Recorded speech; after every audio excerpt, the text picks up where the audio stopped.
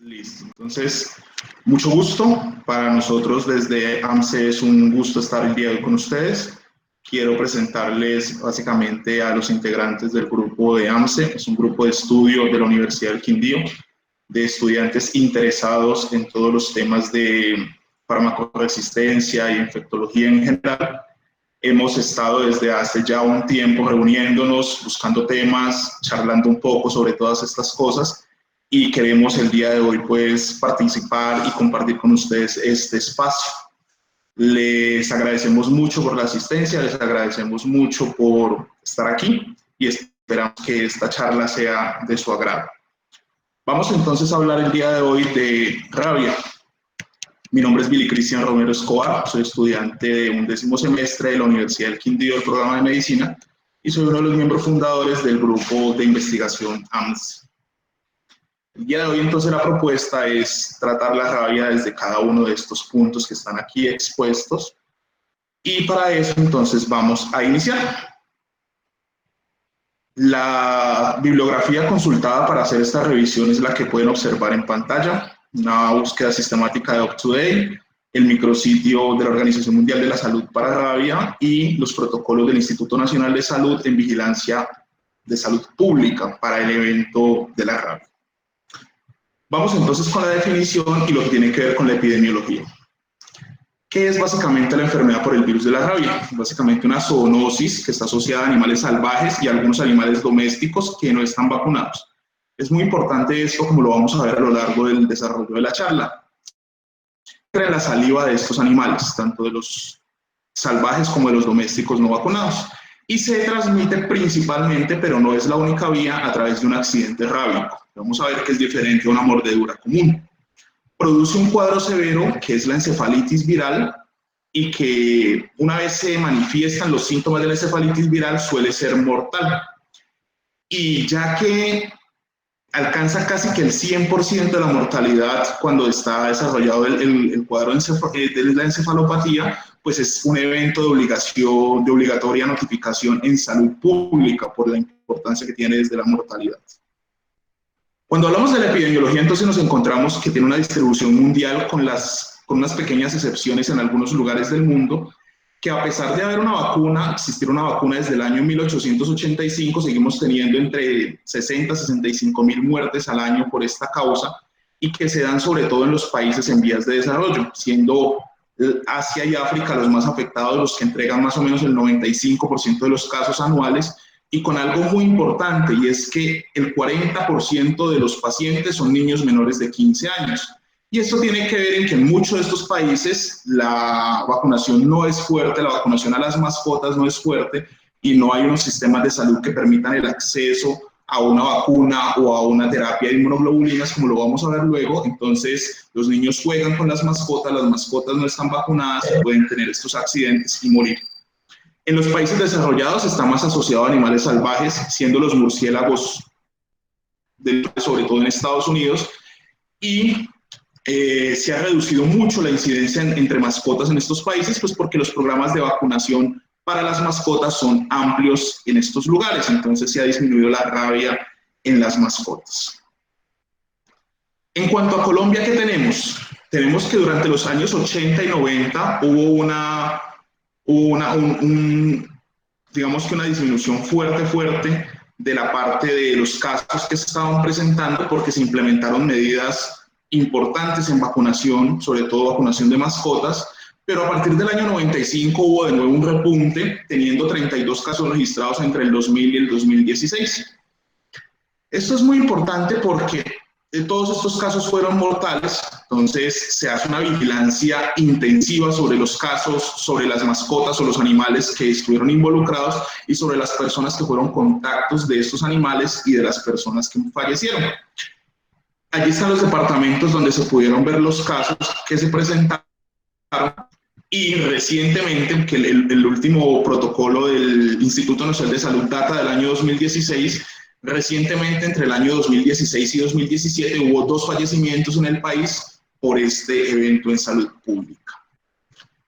Hace poco, hace unos 20 días más o menos, en la semana epidemiológica número 15 del año 2020, se presentó una alerta por esta entidad en salud.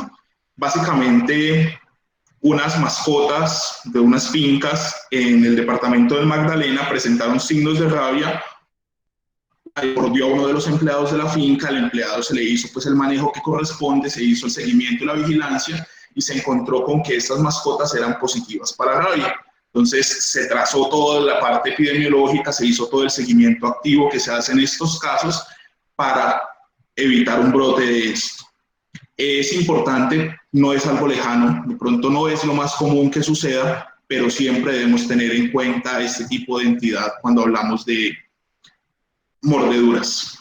Y algo importante aquí es que esta charla está orientada sobre todo a que reconozcamos a través de sospecha clínica y que tengamos en la mente que esto es posible, que esto existe y que en algún momento lo podemos identificar, porque como vamos a ver, las profilaxis son las que cuentan sobre todo para disminuir la mortalidad en este tipo de situación. Cuando se desarrolla la encefalitis, ya la mortalidad es prácticamente del 100%. Entonces, la alta sospecha es muy importante en estos casos. Hablemos un poquito sobre el virus. Sobre el virus, ¿qué podemos decir? Básicamente es un lisavirus que se encuentra, que tiene una configuración de ARN monocatenario y que tiene un gran tropismo hacia las células del sistema nervioso. Es muy amante de las células del sistema nervioso. Entonces, por eso explica su fisiopatología, que ahora la vamos a hablar. Tiene forma de bala, cultura de lipoproteínas, y en Colombia básicamente circulan, digamos que la rabia tiene varios primos o son toda una familia, que son las variantes de él. Entonces circulan diferentes variantes en el territorio nacional. Como lo pueden ver, algunas están asociadas a perros y zorros, otras a murciélagos hematófagos, otras a zorrillos y otras a murciélagos insectívoros. Dependiendo de estas, pues es importante el seguimiento epidemiológico porque nos va a dar la sospecha clínica que tiene contacto con uno de estos animales. Como pueden observar, ahí está la estructura del virus, básicamente. Bien, es importante definir qué es un accidente rábico, y es que un accidente rábico no es cualquier mordedura. Resulta de que cuando yo estoy molestando al gatico o al perrito, y él me muerde, probablemente, y lo más seguro, si es mi mascota, está vacunado, eso no sea un accidente rábico. Hay una mordedura que es provocada, yo lo estoy molestando, y él seguramente está vacunado. Pero en ese caso no vamos a tener riesgo de transmisión de rabia. Sin embargo, ¿cuándo hay riesgo de transmisión de rabia? Pues con los animales salvajes, como lo vamos a ver ahora, son los zorros, los zorrillos, los mapaches, los murciélagos, los perros y los gatos, en general caninos, lobos también lo pueden transmitir, algunos roedores, sobre todo pequeños, pero es raro que suceda. Entonces, todos estos animales que son salvajes deben de considerarse como potenciales transmisores de la rabia. Las mascotas, como ya lo dijimos dentro de la epidemiología, es muy importante la vacunación de ellas. Los animales que tienen rabia suelen cambiar sus comportamientos, entonces se suelen comportar diferente. Si son de hábitos nocturnos, empiezan a salir en el día, muestran, digamos que hacen afrentas a los seres humanos, dejan de tenerles miedo, tienen abundante salivación, tienen un comportamiento agresivo de entrada. Todas estas son señales que nos pueden indicar que un animal está contagiado con el virus de la rabia. Siempre, para estos casos, hay que hacer vigilancia del animal. Si es una mascota o si es un animal al que se le puede hacer el seguimiento, realizar la captura del animal para hacer una eutanasia y una autopsia y buscar en los tejidos si estaba o no contagiado. Cada vez que no se pueda hacer esto, que no se le pueda dar vigilancia al animal o que no se pueda capturar para hacer autopsia, se debe tratar, cuando no se identifica el animal o el animal se fugó o cualquier otra causa, se debe tratar como si fuese un accidente rábico y aplicar los protocolos de los que vamos a hablar. Y estos protocolos idealmente se deben aplicar en los 10 primeros días posteriores a la exposición. Muy importante. ¿Cómo se da el contagio y cuáles son los factores de riesgo entonces para el virus de la rabia? El contagio básicamente se da por contacto con saliva de animales que tengan la infección. ¿Y cuáles son esos animales? Los perros, los gatos, los murciélagos, los mapaches, los zorros, los zorrillos. Algunos roedores pequeños se ha visto que tienen la infección, aunque es muy raro. Algunos roedores más grandes, como los chigüiros, también se ha encontrado en ellos, pero son raro que esto suceda. Y hay otras formas de transmisión que son menos comunes, que son los aerosoles. Aerosoles en cuevas, un poco más comunes, o en laboratorios muy poco comunes. Hay cuevas que están atestadas, llenas de murciélagos, entonces los aerosoles que se generan allí, pues las personas pueden entrar en contacto con ellos cuando entran a explorar estas cuevas y a través de este medio adquirir el virus, o cuando procesan muestras en un laboratorio. Y hay una serie de casos reportados sobre trasplante de órganos sólidos, especialmente donaciones de riñón de donantes que tenían el virus pero no se sabía, y cuando el receptor toma el órgano, entonces en un periodo entre 6 meses y 18 meses desarrollan la enfermedad. De esto, la más importante, la más común, la más en contacto con la saliva de los animales que tengan la infección. De esto que es muy importante, entre más cercano al sistema nervioso central sea la mordedura o el contacto con el animal, también puede ser un arañazo de un animal, siempre y cuando haya contacto con la saliva. Entre más cerca se encuentra el sistema nervioso central, más rápido se puede desarrollar el cuadro clínico, porque como vamos a ver en la fisiopatología, de eso depende el éxito del virus. Algo importante es que con los murciélagos muchas veces hay contactos que son mínimos o que las personas pueden estar seguras si el murciélago me tocó, no me tocó, o me rozó o me mordió, o en sitios donde hay muchos murciélagos puede suceder que durante la noche ingresan al sitio de habitación de las personas y las personas no sepan si las mordió o no las mordió, y muchas de esas mordeduras son muy pequeñas, entonces puede presentarse que no se sabe bien cómo fue la situación. En esos casos, cualquier contacto que no se sepa, que no esté claro que no fue un contacto lejano con el murciélago, hay que considerarlo como un accidente rábico y se debe proceder como tal. Por ende, los factores de riesgo para el contagio pues van a ser las personas que están expuestas a este tipo de trabajos, los veterinarios, los biólogos, las personas que exploran cuevas, los espeleólogos, los guardas forestales y el personal de laboratorio que trabaje con este tipo de virus. Aquí hay algo importante, es que en las zonas que es endémico, países de Asia, de África sobre todo, hay zonas muy apartadas donde hay muchos murciélagos o muchos animales que transmiten la rabia, y hay niños y población muy vulnerable. En esos casos, esta población también es población de riesgo para adquirir el virus, y se recomienda, como vamos a ver ahora, una profilaxis previa para ellos, porque va a ser difícil una atención adecuada en caso de que estén expuestos o en contacto directo con el virus. Como les decía, la mayoría de los casos en niños son en niños menores de 15 años, pues porque son los que juegan con los animales, entonces es un punto a tener en cuenta aquí. Si hablamos de la fisiopatología, entonces es importante recordar lo que hablábamos con las características, y es que al virus le gustan las células del sistema nervioso central. Como esto es así, una vez la persona está en contacto con la saliva del animal a través de una mucosa o a través de una herida, esto es importante, es decir, el virus no se transmite a través de la piel sana, tiene que haber algún tipo de solución de continuidad, algún tipo de herida para que haya transmisión. Una vez se da este proceso, entonces el virus ingresa y se empieza a replicar en las células musculares. Esa replicación en las células musculares tiene como objetivo utilizar luego que se ha replicado el transporte de los nervios periféricos para desplazarse hasta las raíces sensitivas del sistema nervioso central. Allí en los ganglios sigue haciendo replicación, una vez llega al sistema nervioso central, a la médula espinal, y empieza a ascender hacia el encéfalo. La velocidad es de entre 50 y 100 milímetros por día que puede hacer este proceso. Por eso el periodo de incubación del virus es tan, digamos que tan abierto. La gran mayoría de los casos se presentan en el primer mes o los primeros 2 meses después del contacto, pero han habido casos hasta de 18 meses después del contacto donde se viene a desarrollar la patología, hasta 1 año después del contacto. Una vez el virus llega hasta el sistema nervioso central, específicamente hasta el entorno, a través de las eferencias, entonces sale, toma otra vez los nervios, pero ahora ya todo el componente motor, y puede encontrarse también en las glándulas salivales. Un esquema de esto es lo que podemos observar aquí. Entonces se puede dar la mordedura, la inhalación, como ya dijimos, el trasplante o la inoculación, en el músculo estriado se produce entonces la replicación, se va a través de los nervios periféricos hasta el sistema nervioso central, asciende hasta el cerebro y en todo este trayecto encontramos lo que sería la fase prodrómica. Cuando veamos la clínica vamos a ver cuáles son los síntomas de la fase prodrómica.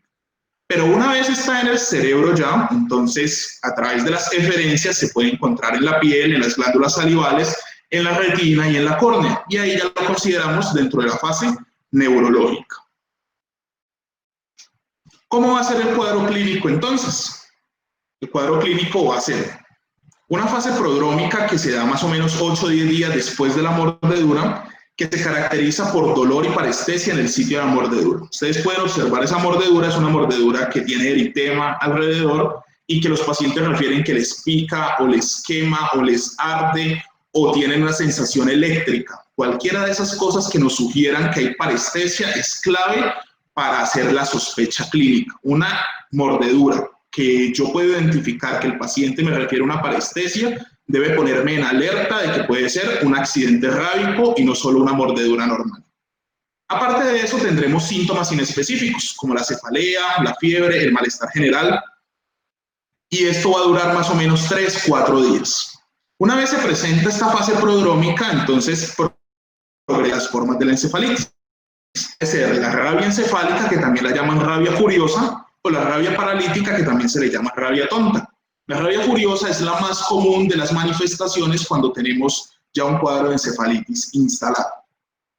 Y sobre esta rabia encefálica, al inicio no se va a diferenciar de una encefalitis. Entonces los pacientes van a tener cambios en el comportamiento, agitación, van a estar bastante confundidos, van a haber alucinaciones, trastornos del sueño, bastante inquietud. Y más o menos a los 3-4 días de estarse desarrollando esta fase va a aparecer algo que es característico, pero que tampoco está en todos los casos, que es la hidrofobia y la cialorrea. Los pacientes van a tener una gran aversión al agua y muchas veces solamente al escuchar la palabra agua ya hacen unos espasmos laríngeos y faríngeos potentes que evitan que el paciente pueda deglutir agua y que generan una cialorrea concomitante. Esta, digamos que así como la mordedura con parestesia son claves para la sospecha clínica, esta característica de esta encefalitis es clave para la sospecha en este estadio.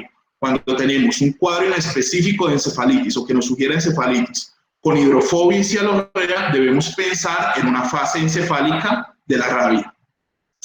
Una vez aparece la hidrofobia y la cialorrea, entonces vamos a tener alteraciones de los pares craneales, sobre todo los que dependen del tallo encefálico, disfagia, pueden haber cuadros de priapismo y el paciente va evolucionando hacia un coma porque todas las uniones neuromusculares en las junturas de la acetilcolina empiezan a ser invadidas por el virus, entonces se empieza a presentar una disfunción del sistema nervioso que lo lleva hasta un coma y la muerte sobreviene asociada a una afectación del tallo cerebral, específicamente de los centros de la respiración que se encuentran allí.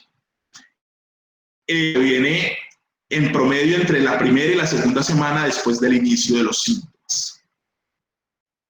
La otra forma de manifestación en la fase encefálica es que se presente como una rabia paralítica. La rabia paralítica no se parece entonces a esta rabia furiosa que acabamos de hablar, sino que se parece más a otros síndromes que ahora discutiremos en los diagnósticos diferenciales. Se va a caracterizar porque hay una parálisis ascendente con un desarrollo de cuadriplegia relativamente rápido, también más o menos en el curso de 3-4 días, que asciende hasta paralizar los músculos de la respiración. Y los pacientes suelen fallecer por una falla ventilatoria asociada a esta parálisis de los músculos de la respiración. En este cuadro es importante destacar que la mayoría de las veces es raro que se presente hidrofobia o cialorrea. La hidrofobia y la cialorrea no son comunes en este tipo de manifestación. Entonces, cosas grandes que debemos recordar. Las mordeduras que tengan parestesias me deben de hacer sospechar. Y no toda rabia me va a presentar hidrofobia y cialorrea, si bien es bastante común y cuando se presenta es de alta, muy alta sospecha clínica. Ahí está básicamente un esquema.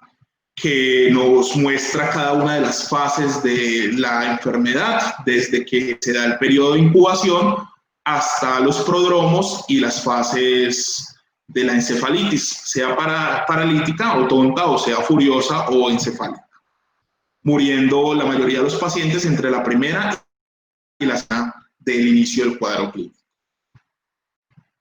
¿Cómo hacemos el diagnóstico entonces en estos pacientes?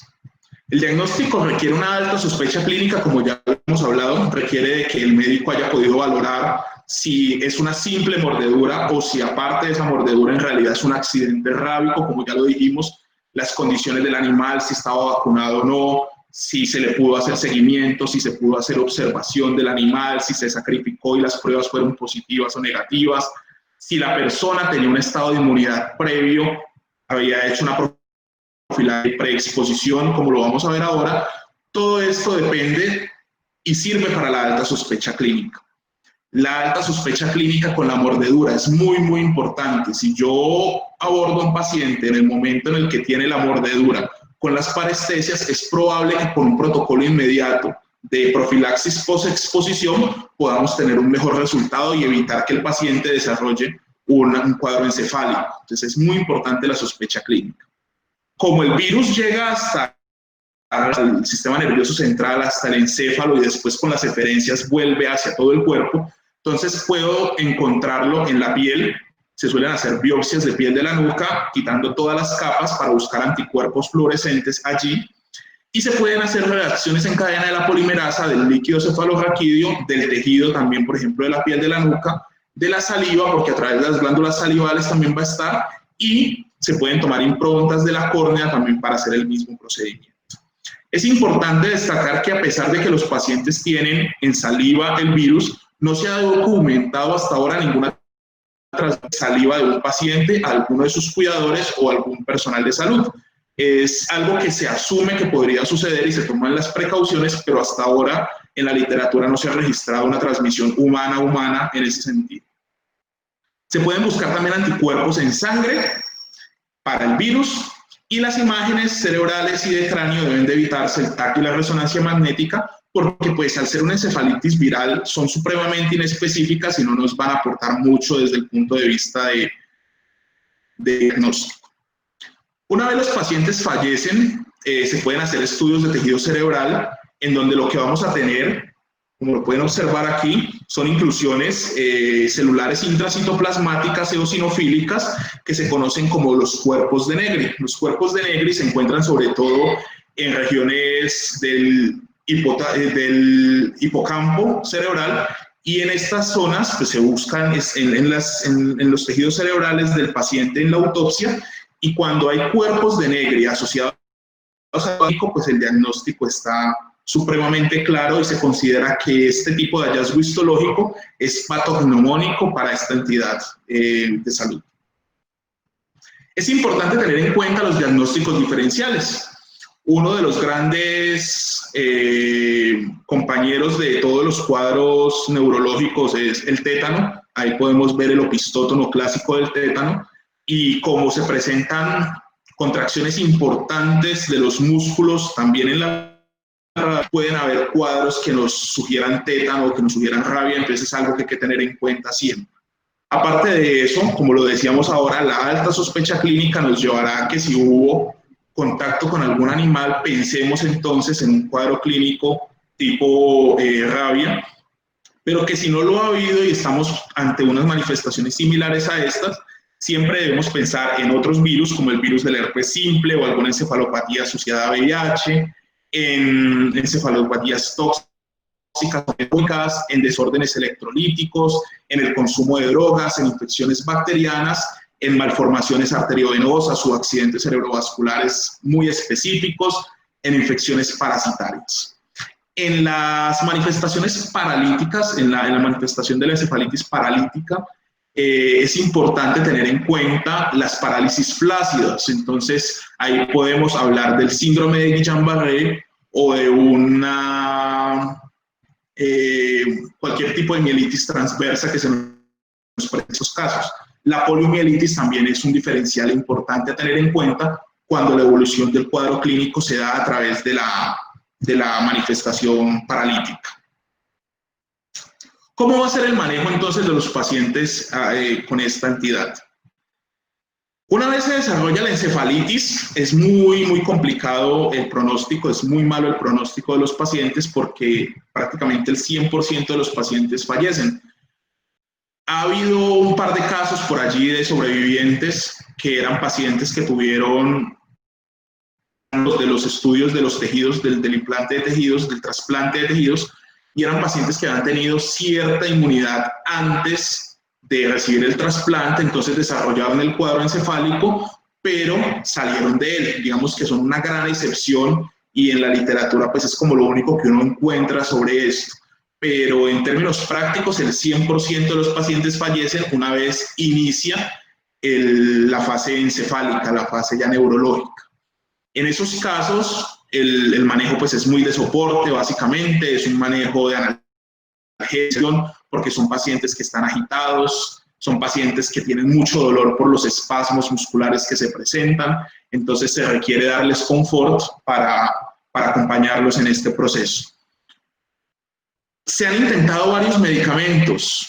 En algún momento, digamos que más por el desespero, se buscó la ribavirina, la amantadina, el interferón alfa como opciones terapéuticas en estos pacientes sin que hubiese un impacto sobre la mortalidad de ellos. Entonces, ninguno de estos medicamentos o esquemas de tratamiento están indicados. Por eso se hace tan importante la profilaxis pre y post-exposición. ¿Y qué es eso de la profilaxis pre y post-exposición? La profilaxis pre-exposición es aquella que se da antes de que haya contacto con el virus. ¿Y en quiénes se va a dar? En todas las personas que tengan alto riesgo de estar en contacto con el virus. En estos países donde la rabia es endémica, pues lo ideal es inmunizar a la mayor cantidad de población posible, primero porque tienen un alto contacto con animales que lo pueden tener, porque los sistemas de salud no son fuertes como para soportar los tratamientos ya post-exposición. Entonces, hay indicación de profilaxis pre-exposición para los niños y los adultos que viven en áreas endémicas donde la rabia está presente. Y los otros son todos los trabajadores que hablamos ahora que tenían altos factores de riesgo para adquirir la infección. Entonces, los biólogos, los veterinarios, zootecnistas, espeleólogos, los técnicos de laboratorio, todas estas personas que puedan tener contacto con el virus deben de recibir un esquema de profilaxis pre-exposición. Básicamente, la vacuna se va a administrar en 3 dosis, que va a ser hoy, dentro de 7 días y dentro de 21 o 28 días. Esas 3 dosis se les va a hacer seguimiento con anticuerpos cada 6 meses o cada 2 años, dependiendo del grado de exposición de la persona. Si tiene una exposición continua, entonces es un zootecnista que todos los días trabaja con murciélagos, todos los días, debe tomarse anticuerpos cada 6 meses y dependiendo de los valores de los anticuerpos, es una persona que tiene exposición frecuente, por ejemplo, un biólogo que va cada 3 meses a cuevas con murciélagos a hacer exploración y toma de muestras, pero no es continua, sino cada tanto. Se debe medir anticuerpos cada 2 años y de la misma manera, una vez estén por debajo de los niveles de referencia, hacer una administración del refuerzo. Esto es muy importante, la profilaxis preexposición en la población que tiene alto riesgo. Sobre la profilaxis post-exposición, que una vez hubo contacto, hubo un accidente rábico y fue identificado el accidente rábico, se debe proceder de manera inmediata. Y aquí hay varias cosas que es bueno aclarar. La primera es que es muy importante que el médico, en ayuda con la autoridad de salud, identifique si el accidente sí es rábico o no. Eso es lo más importante. Porque aquí ya estamos hablando de inmunoglobulinas y las inmunoglobulinas pues no son inocuas, tienen también los efectos adversos importantes y se deben hacer pruebas de sensibilidad. Estas cosas, entonces se debe optimizar el recurso y disminuir, hacer la compensación pues del costo-beneficio para hacer la administración de este tipo de terapia. Una vez se identificó que de verdad es un accidente rábico, que el paciente sí estuvo expuesto a los fluidos por una herida, por una solución de continuidad del animal, entonces se procede con el esquema. ¿Qué se va a hacer en todos los casos? Muy buen manejo de la herida. Se recomienda un manejo de la herida de la herida por no menos de minutos, aplicando abundante jabón y abundante agua y dejando el jabón más o menos 5 minutos allí que haga efecto y después lavando con abundante agua al menos durante 3 veces. Esto es importante, se puede utilizar también una jeringa sin aguja si por ejemplo la mordedura es profunda, por ejemplo de los colmillos afilados de un gato, o de un murciélago, se puede utilizar una jeringa tratando de explorar y de limpiar lo más la herida. No suturar la herida. Siempre nos dicen que esas heridas contaminadas no se deben suturar, pero aquí hay algo pues, que además de la situación nos dice que no suturemos, y es que si yo suturo y hay todavía partes del virus allí en la piel, entonces yo con la misma aguja lo puedo introducir y hacer de que él llegue hacia los nervios periféricos y ayudarle a que se vaya mucho más rápido a través del sistema nervioso. Entonces se evita al máximo hacer suturas. La recomendación que da con los criterios de la OMS es que si la herida es supremamente grande y se tiene que suturar, se debe suturar en las zonas donde fue la mordedura específicamente, sino en los bordes alrededor, evitando pues eso, pero la indicación principal es no suturar. Y el manejo con la inmunoglobulina y con la vacunación. Digamos que estas dos son los grandes puntos de la profilaxis post-exposición. Y vamos a tener dos escenarios. Un escenario donde el paciente ya fue vacunado y un escenario donde el paciente no ha sido vacunado. ¿A quiénes le vamos a administrar inmunoglobulina antirrábica? Inmediatamente o en los primeros 7 días del evento, a todos los pacientes que no están vacunados, que no han sido vacunados previamente. Hay dos tipos de inmunoglobulina, una que es equina y una que es humana. Esta dosis es la dosis de la inmunoglobulina humana, la de la equina son 40 unidades por kilo. ¿Y cómo se debe aplicar? Pues en la periferia de la herida o intramuscular. Entonces hay zonas en donde la periferia de la herida me da para aplicarla toda la dosis. Lo que puedo hacer es que aplico una parte de la inmunoglobulina allí en la periferia de la herida y el sobrante lo aplico intramuscular, sobre todo en la zona glútea. Y esta sería la administración de la inmunoglobulina. Los pacientes vacunados no requieren administración de inmunoglobulina antirrábica cuando han tenido todo su esquema de vacunación y son juiciosos con esta vacunación. Sin embargo, si ha faltado alguna de las dosis o ha pasado mucho tiempo o los están bajos, el médico puede considerar entonces administrar la inmunoglobulina antirrábica. ¿A quiénes se les va a hacer vacunación? Pues básicamente a todos los pacientes. A los que no fueron vacunados, como no están vacunados, se les va a hacer un esquema rápido de vacunación antirrábica. ¿Y eso en qué consiste? En que se va a dar una vacuna hoy, otra dentro de 3 días, otra dentro de 7 días y otra a los 14 días. Si tienen condiciones de inmunosupresión, entonces se va a aplicar una 5ª dosis en el día 28. La rabia es de esas únicas vacunas que se administra en días, entonces es importante tener en cuenta eso, que son días y no son semanas ni meses acostumbrados con las otras vacunas.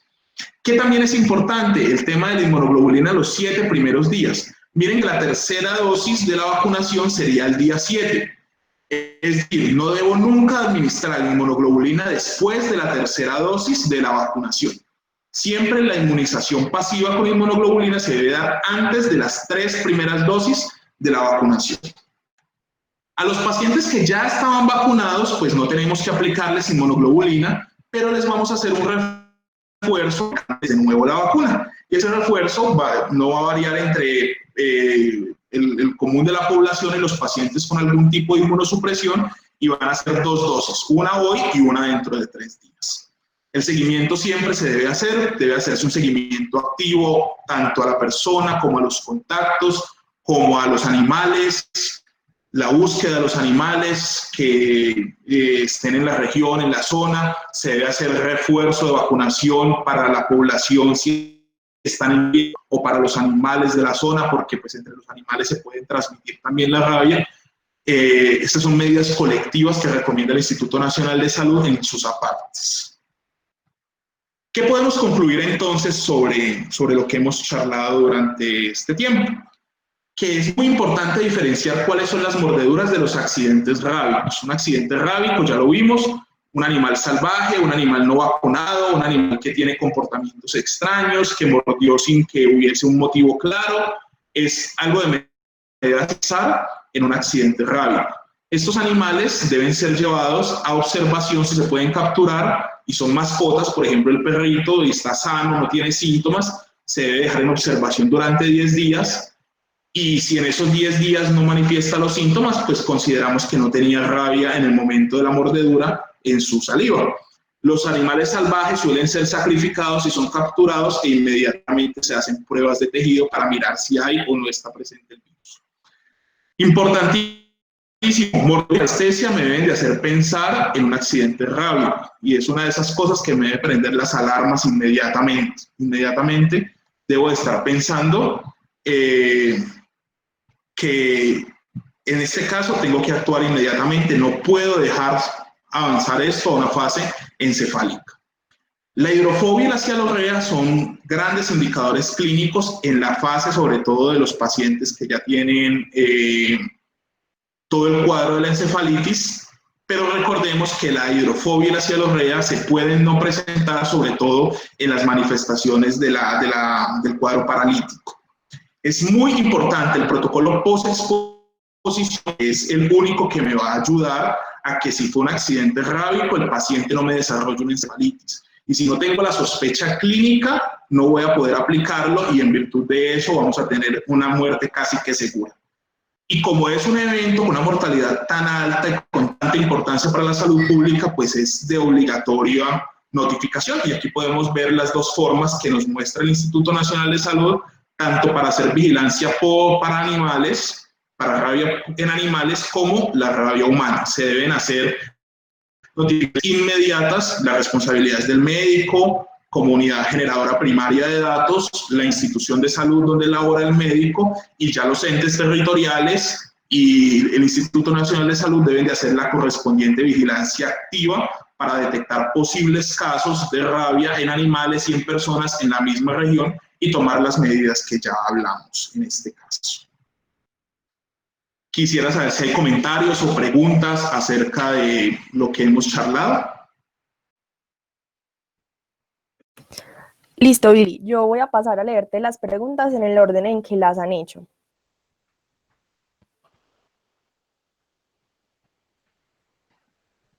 Listo.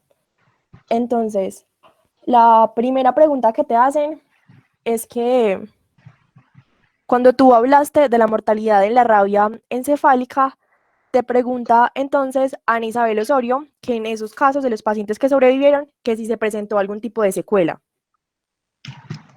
No conozco sobre el tema, no conozco algún tipo de secuela sobre el tema. La información era, pues, la información que referencié era limitada en términos de eso y es información de casos que sucedieron más o menos a finales de los años 80. No conozco si hubo secuelas posteriores a la exposición.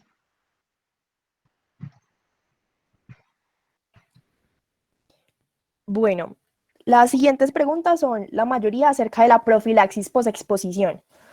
Entonces, la primera pregunta acerca de ese tema la hace Sara Ruano. Ella te pregunta que después de cuánto tiempo se hace el refuerzo. ¿El refuerzo de la profilaxis posexposición? No me es muy claro. Entonces, el paciente, pues lo que veíamos, ¿no? Si quieres, devuélvete a la diapositiva. Dale. Tenemos las dos opciones, los pacientes que fueron previamente inmunizados, vacunados, y los pacientes que no. Entonces, en estos casos, a los que ya fueron vacunados previamente, si tienen de nuevo algún factor de riesgo o tienen alguna situación que haga que después tengan que volverse a inmunizar, pues se aplicará de acuerdo a lo que hablamos ahora, si tenían una exposición continua o una exposición recurrente. Digamos que eso aplica para ambos casos. O sea, una vez se hace la profilaxis posexposición, lo que sí no se debe hacer y con lo que hay que ser muy insistente con los pacientes es que no se debe aplicar de nuevo inmunoglobulina antirrábica o evento.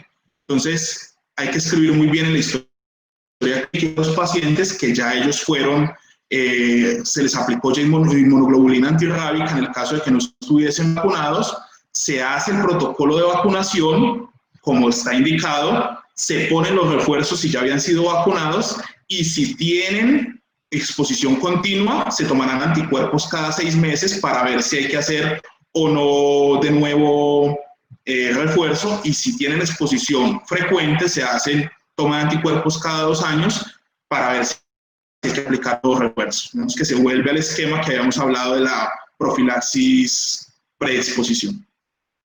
No sé si sea claro y si esté la pregunta.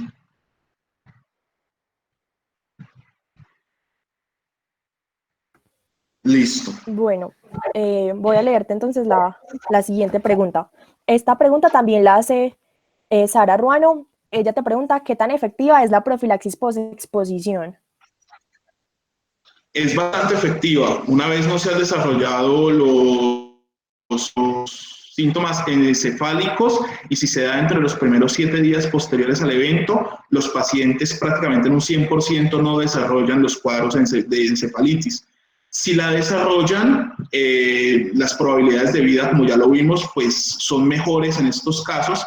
Sin embargo, hay que tener en cuenta que mordeduras en la cara, mordeduras en el cuello, mordeduras en el tórax, donde haya un gran inóculo, donde, por ejemplo, la cara que no tiene pues una cobertura de tela ni nada, la mordedura fue amplia, se notó saliva y la cara está tan cerca pues del tronco encefálico. En esos casos, digamos que el periodo de incubación puede ser mucho más rápido y en esos casos sí la profilaxis posexposición podría no evitar el desarrollo de la encefalitis. Pero en general, los pacientes, una vez no han manifestado los síntomas, la profilaxis posexposición previene el desarrollo de encefalitis.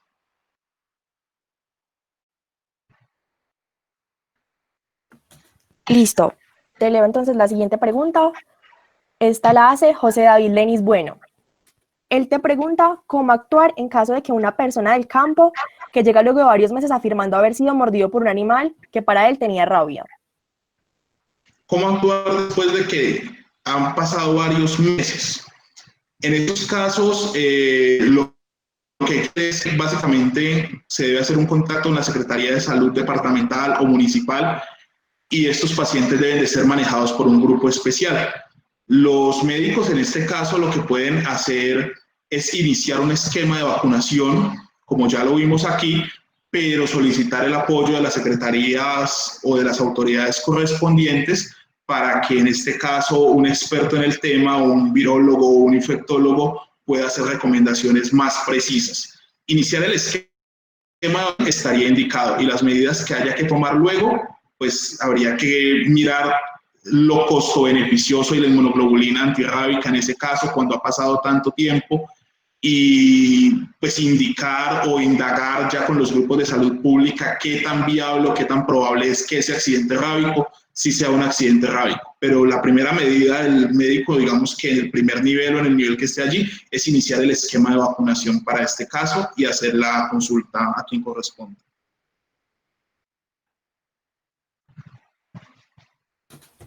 Listo. La siguiente pregunta también te la hace la misma persona, José David Lenis Bueno, y él te pregunta nuevamente acerca del refuerzo. Te dice que sí, ¿cuánto tiempo sería el ideal para realizar un refuerzo de la vacunación? Eso depende, ya lo veíamos aquí en la profilaxis preexposición, y depende, como lo pueden observar ahí en pantalla, depende de si la exposición del paciente o de la persona es continua o es frecuente, y no va a depender solamente de eso, sino de los niveles de anticuerpos que se midan allí.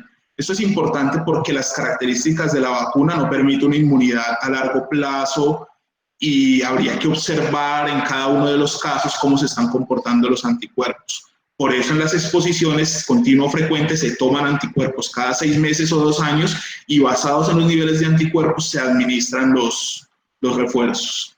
Si hablamos de la población en general, pues la población en general, digamos que en nuestro país no está expuesta constantemente a accidentes rábicos. Los que más riesgo tendrían son los que hablamos ya de las diferentes profesiones y los que están, digamos que se pueden tomar más tiempo para las vacunas, la exposición frecuente. En ellos, cada 2 años toman los anticuerpos y basados en eso se toman decisiones sobre los refuerzos.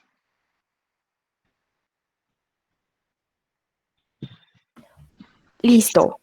La siguiente pregunta la hace Sara Ruano y te dice que si puedes compartirle como la bibliografía que tienes acerca de este tema. Sí, claro, por supuesto que sí, con todo gusto. Para Sara Ruano, si quieres, al final, en la diapositiva de gracias, están nuestras redes. Si te queda fácil de pronto escribirnos para nosotros enviarte ahí por ese medio la bibliografía.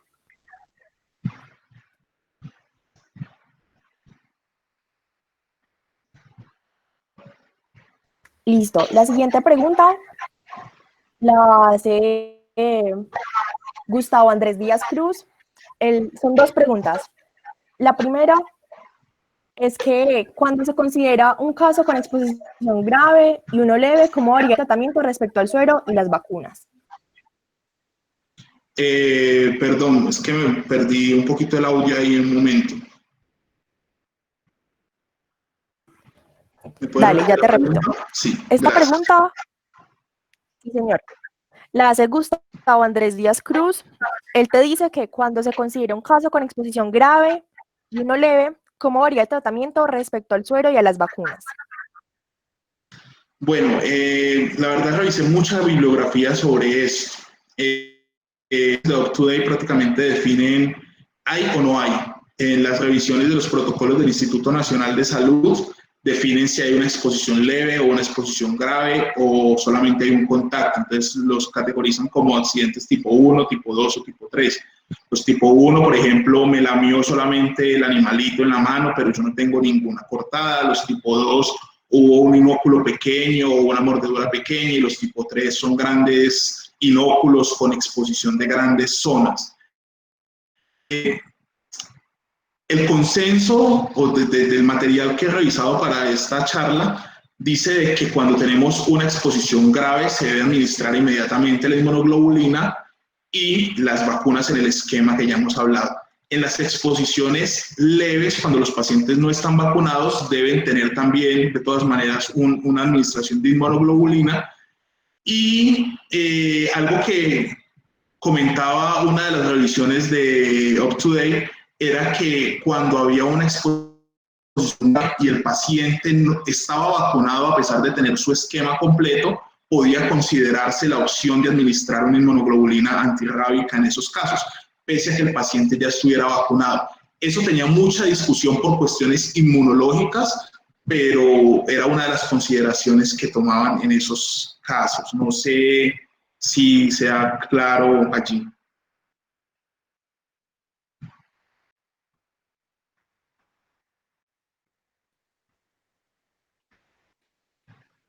Bueno, esta misma persona te hace otra pregunta. Él te dice que si en caso de que a la persona lo muerde un perro, ¿qué antibiótico se debe dar, cuál se puede dar y cuál es el principal agente que se debe cubrir? Bueno, básicamente sí, puede haber coinfección pues por la mordedura puede haber una infección concomitante, y básicamente gérmenes como el estafilococo aureus y la pasteurela. Puede ser la pasteurela multósida o la pasteurela canis, son como las más frecuentes en estos casos. La mayoría de las veces para estos casos, cuando uno encuentra bibliografía, encuentra de que un antibiótico recomendado es el esquema de amoxiclav, amoxicilina ácido clavulánico. Es un esquema que se puede manejar en este tipo de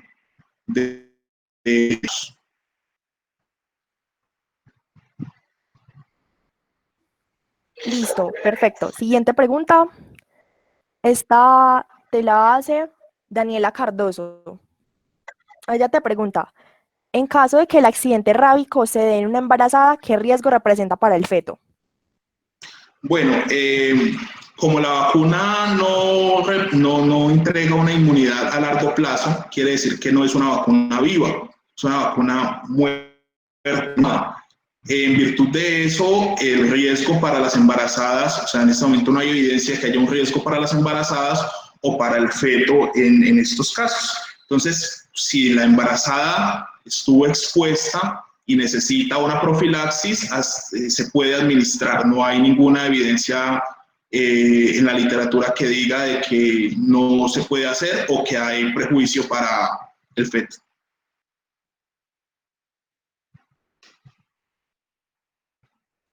Muy bien, pasamos a la siguiente pregunta. Esta te la hace Ángel Gabriel Caviedes. Él pregunta que si existen biomarcadores séricos que se puedan medir poco tiempo después del accidente rábico. Lo que se miden son anticuerpos. Cuando uno revisa, solamente hay medición de anticuerpos en sangre. Es todo lo que se mide en sangre, los anticuerpos, y previamente se puede hacer, pues más tempranamente se podrían hacer mediciones de PCR en los líquidos que ya hablamos, pero en sangre los anticuerpos. Listo, ya estamos, creo que en las últimas preguntas. Ana Isabel Osorio te pregunta que si el paciente ya tiene síntomas neurológicos, ¿nunca se le aplica profilaxis? No, hay series de casos que mostraron que pacientes ya en la UCI con todos los síntomas neurológicos les aplicaron profilaxis y los síntomas fueron peores. Entonces, una vez estamos en esa fase, ya no se aplica profilaxis posexposición.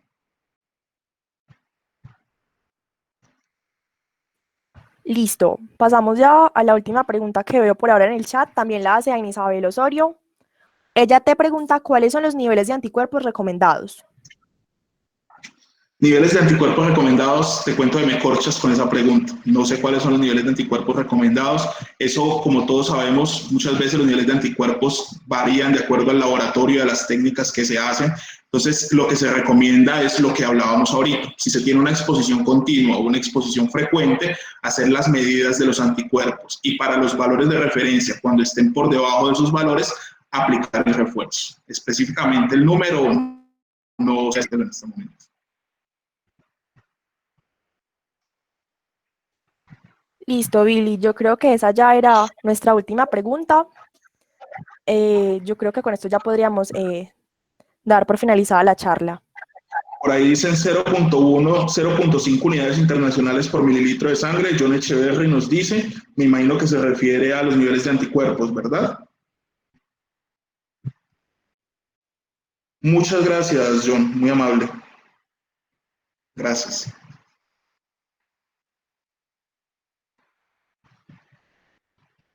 Listo. Les agradecemos mucho a todos el haber estado hoy con nosotros. Esperamos que al menos con estas conclusiones nos vayamos, que sospechemos cuando haya un accidente rábico, que sospechemos esas mordeduras con parestesias, que sospechemos este tipo de situaciones, porque con una profilaxis posexposición podemos salvarle la vida a una persona. Les agradecemos mucho haber estado con nosotros, los invitamos a que nos sigan en la red y que nos acompañen en las charlas que próximamente vamos a tener con varios de los compañeros. Muchas gracias a todos por la atención y por la gran participación.